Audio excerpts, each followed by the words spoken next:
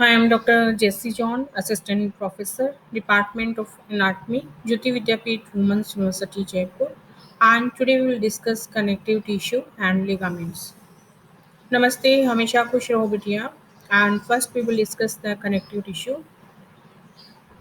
Connective tissue is incredibly diverse and contributes to energy storage and the protection of the organs and the body's structural integrity. So this is the important structure that is importantly used for the energy storage and the protection of the many kind of the organs that present in our body, and it will make the integrity of the structures of our body. Now I'll say the key points of the connective tissue. So these are the key points. It is the most abundant and widely distributed of the primary tissues, and it has three main components, that is the cells, fibers and ground substance, and together the ground substance and the fibers make up the extracellular matrix. And the it connective tissues has the main key component, that is the cells, fibers and ground substance, and ground substance and fibers will make the matrix that is called the extracellular matrix. The major function of the connective tissue that includes the binding and supporting and the protection, insulating and storing reserve fuel, and the transporting the substance within the body. So these are the main functions, and we have studied the three main components of the connective tissue. You can see here the connective tissue that are present here in many form. You can see this is the dense adipose tissue, areolar tissue, compact bone and blood. These are all connective tissue form, and they are present in many form here. You can see in this picture here. So we have studied the main function of the connective tissue: binding, supporting, protection, insulation, and storing the fuel and transporting the substance within our body. Now we will see the structure. There are three main components, and we have seen in this picture the all the components that are the cells that present here, and you can see the collagen fibers that also present here, and the ground substance, and these ground substance and the collagen fibers that will make the matrix. We can see the three types of the fibers that found in connective tissue. These are the collagen and the elastic fibers and reticular fibers. Collagen fibers are fibrous protein and secreted into the extracellular space, and it will provide high tensile strength to the matrix, whereas elastic fibers are long thin fibers that form branching network in the extracellular matrix, and they will help the connective tissue to stretch and recoil, whereas reticular fibers are short, fine collagenous fibers and they can branch extensively to form delicate network. Now we will see the some key points of the connective tissue. The lymphatic system is a part of the circulatory system comprising a network of conduct called lymphatic vessels that carry a clear fluid called lymph unidirectionally towards the heart. Blood is considered a specialized form of the connective tissue, and in vertebrates it is composed of blood cells suspended in a liquid called blood plasma. Adipose tissue is loose connective tissue composed of adipocytes, and cartilage is also a flexible connective tissue that found in many areas in our bodies, including the joints between the bones and rib cage, ear, nose, elbow, knee, ankle, hand, bronchial tubes, and invertebral disc. In human, adipose tissue is located beneath the skin, around the internal organ, and in the bone marrow, and in the breast tissue.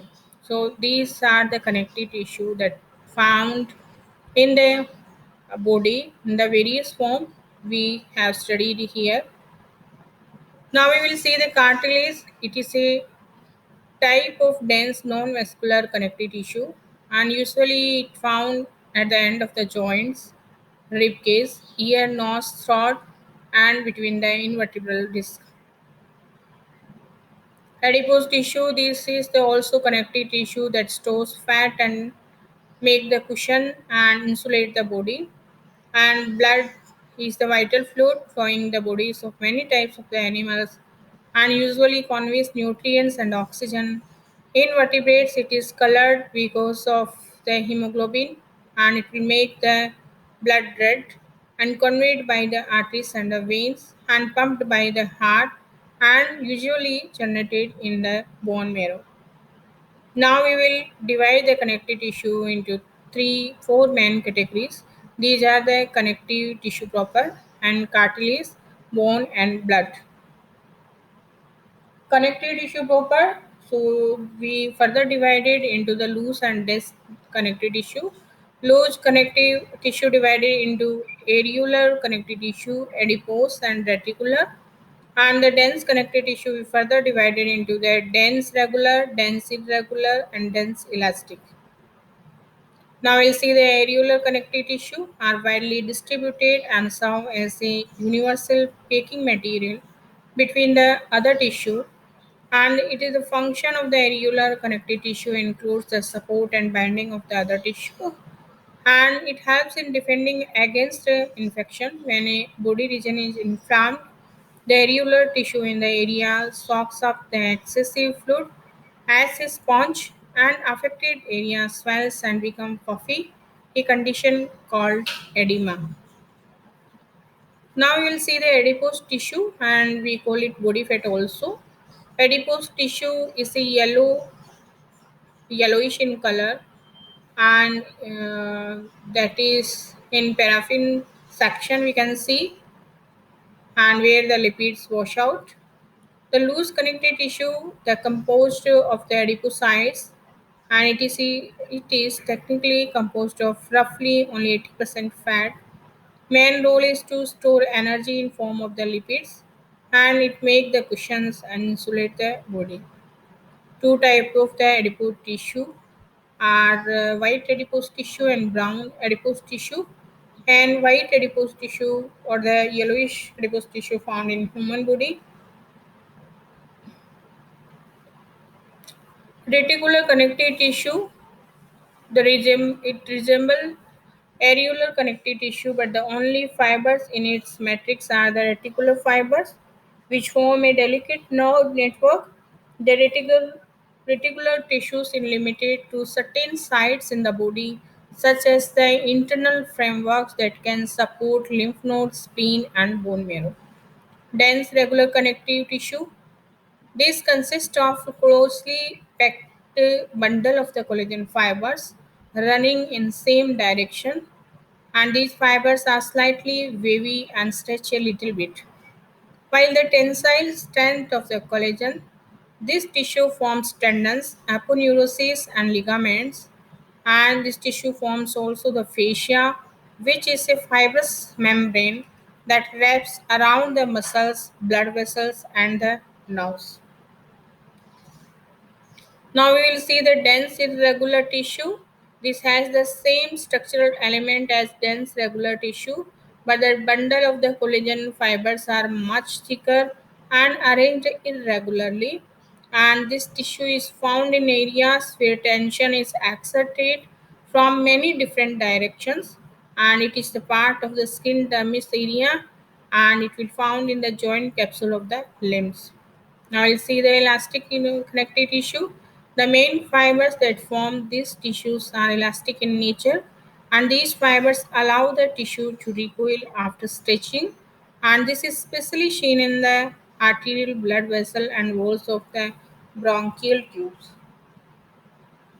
Now we will see the cartilage. It is a flexible connective tissue found in many areas in the bodies of the humans and other animals, including the joints between the bones, rib cage, ear, nose, bronchial tubes, invertebral disc, and it is composed of specialized cells that is called chondroblasts chondroblast, and the cartilage is classified in three categories, that is the elastic cartilage, hyaline cartilage, and the fibrocartilage. So you can see the cartilage that is found here. You can see the elastic cartilage, that is the part of the nose,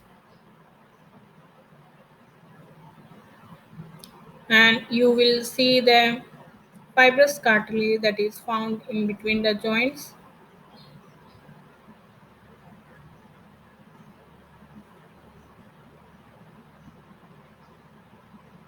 Cartilage is the type of the connective tissue. Many of us are familiar with this flexible tissue that makes up our nose and ears, and it is strong due to the collagen fibers within matrix and resilient due to the gel matrix, and it is found in the body as a cushion within the skeletal system.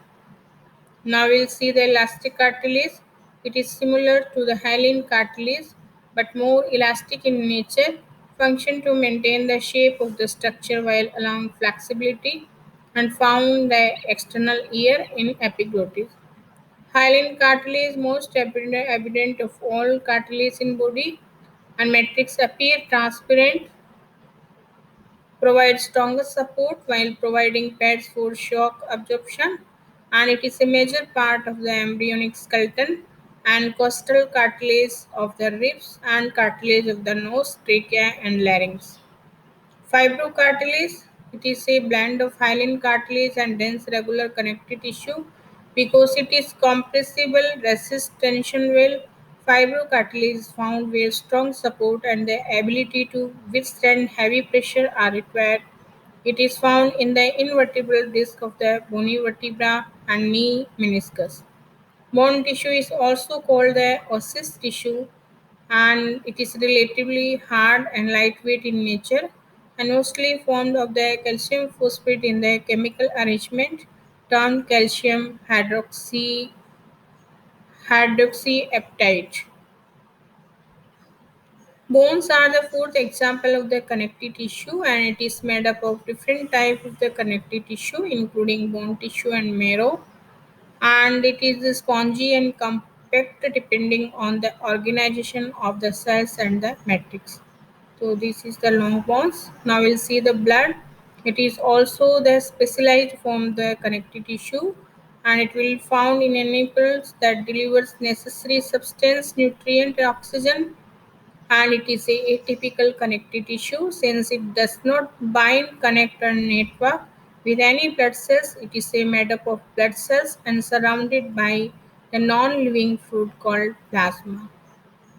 And now we will stop here and we will study the remaining portion in the next video. Thank you.